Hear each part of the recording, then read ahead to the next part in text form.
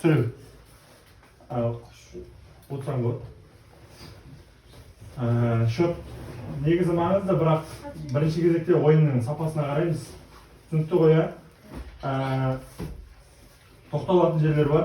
Жігіттер, доп, мысалы қақпашыда ма, пауза, где-то бір 3-4 минут пауза. Неге сразу бастау міндет емес, асықпай, ойыншылар тұрып алсын позицияларына, ойланып алсын. Түсінікті ма?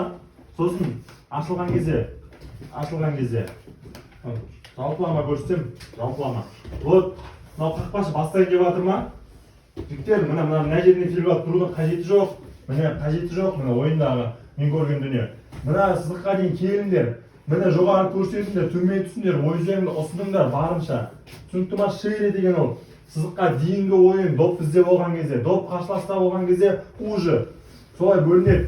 Доп қарсыласта болған кезде ортадан пас өтпеу керек. Доп бізде болған кезде барынша сызыққа дейін ойыншыны алып кету керек. Саған ойыншының назары бөліну керек. Сен қақпашының қасына барғанмен сен ешқандай пайда таппайсың, зонаны қысасың тек қана. Түсінікті ма?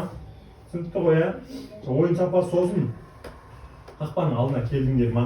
Жігіттер, соққымен аяқтау керек. Жаңа мен установкада айттым, екінші таймда ол жақсы голдар салынды қызыл команданың тараптан. Қызыл командаға оборонадан выход үшін жақсы, өте керемет. Вот Асёка сағанда екінші таймда шықтың, әдемі қалдың. Міне Асёка көрсетті екінші таймда қалай төменнен доп қабылдап шабуылды бастау керек екенін. Түсіндіңдер ма? Кел.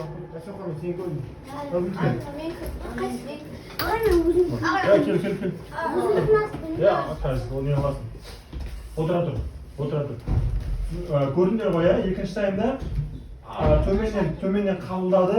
Вот, Асёка еще может паспен шығуға. Түсінікті ғой, сосын вратарь деген артық ойыншы любой жерде. Мысалы, үлкен футболға барасыздар, қорғаныстан шығатын кезде, мысалы, футбол көресіңдер ғой, футбол көрген кезде қақпашы бастайды да, қасындағымен бастайды. Неге бастайды? Өйткені жаңа зонада қақпашы басымдылық береді. Бұл жерде дәл солай. Ертең сендер жастарың өскен сайын үлкен футболға бағыт алмасасыңдар ғой. Сол кезде выход из обороны дейтін бар. Жаңа оборонадан шығу тәсілі. Кейбір тренерлер десек, алатта тебеді. Сосын сен жоғарыдан таласасың. Ал кейбір тренерлер всегда қақпашы арқылы бастайды. Сол қақпашы арқылы бастаудың алғашқы этапы осы жерде көрінеді. Қақпашы арқылы бастайсың, хоп, сенде қақпашы бір игрок сол қапталдан ашылады, мысалы, ортадан ашылады, ар жақ қапталдағы қорғаушы ма. Ал шабуылдаушылар прессингте көбінесе екі ойыншыдан бір ойыншы кем болып отырады. Бұл басымдылық пайдалану. Кешегі упражнениелерде, кешегі ойындарда біз 2-1 деген ситуацияларды көрдік қой, мысалы, екі адам шабуылдайсың, бір адам қорғанасың. Сондай сәттер сияқты ойынға да әкелесіңдер. Түсінікті ғой, жігіттер, жақсы, жаман емес. Ойын үшін жақсы, рахмет, көп анализ жасаңдар өздерінің ойындарына. Түсінікті ғой, мен айтқан нәрселерді тағы да қорытуға тырысыңдар өздерің әрі қарай. Бүгінгі таза фейрплей ойын үшін, фейрплей деген таза бір-бірімізді құрметтеп сыйлап өткізген ойын үшін, мен жақсы баға беремін. Жаймен, ертең бұдан да керемет болады. Түсінікті ғой, ашуланбаймыз жаңағыдай. Эмоцияны ыңғай келсе, ысырып жейіп тастаймыз. Түсінікті ғой, көп рахмет бүгінгі ойын үшін. Кетіп бірімізге шапалақ. Жеңімпаз командаға шапалақ.